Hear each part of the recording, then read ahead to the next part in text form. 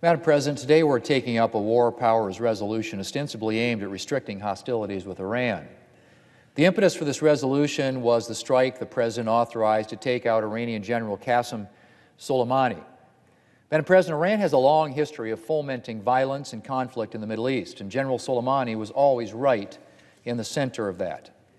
As head of the Quds Force of Iran's Revolutionary Guard Corps, Soleimani masterminded Iran's terrorist activities for 2 decades. Iran has been linked to 1 in 6 U.S. military deaths in Iraq, notably through the IEDs that have become so emblematic of the war on terror. This, Madam President, was Soleimani's work. He is responsible for the deaths of hundreds of American soldiers and countless innocent civilians. And the threat Iran poses to the United States personnel is an ongoing threat. At the end of December, an Iran-backed militia fired more than 30 rockets at an Iraqi military base, killing an American contractor and wounding 4 U.S. troops. Days later, Iran-backed protesters stormed the U.S. Embassy in Baghdad, conducting a 2-day siege of the embassy before withdrawing.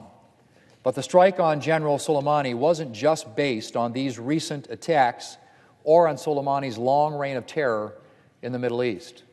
The President authorized the strike on Soleimani because there was credible intelligence that Soleimani was planning imminent attacks against U.S. interests. That was the conclusion not of the President, but of the U.S. intelligence community and nonpartisan experts like the CIA director and the chairman of the Joint Chiefs.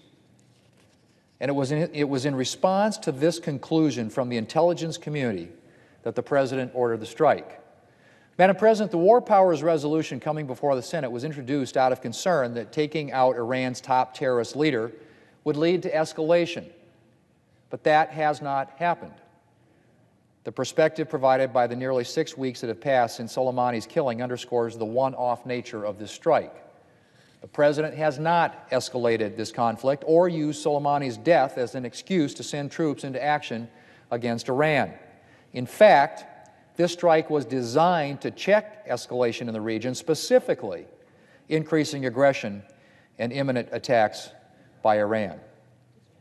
Madam President, we live in a dangerous world. The United States must be able to respond to imminent threats to our security. I support a robust interpretation of Congress's constitutional prerogatives when it comes to the declaration of war and the deployment of U.S. troops. But I also believe that the President has the authority and indeed the responsibility to protect the United States from imminent threats. The strike against Qasem Soleimani has reminded those hostile to the United States that we will not stand idly by while U.S. personnel are threatened. It has removed a top terrorist leader from the arena, a leader responsible for the deaths of hundreds of Americans. And it has reduced, although certainly not eliminated, the risk to our men and women in uniform deployed in the Middle East. I believe the President's action was justified, and I think this resolution is an ill-advised and potentially problematic response to the President's action. Madam President, with Soleimani's evil influence removed from the Middle East, Iran has the chance to chart a new course, to rethink its participation in terrorism and its oppression of its own people. I hope, Madam President, that Iran will moderate its activities. But of course, we have to be prepared for the likelihood that it won't.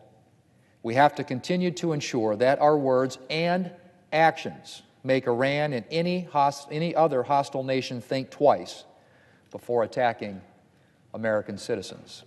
And we have to continue to ensure that our military and intelligence community have the resources that they need to identify and to defeat any threat.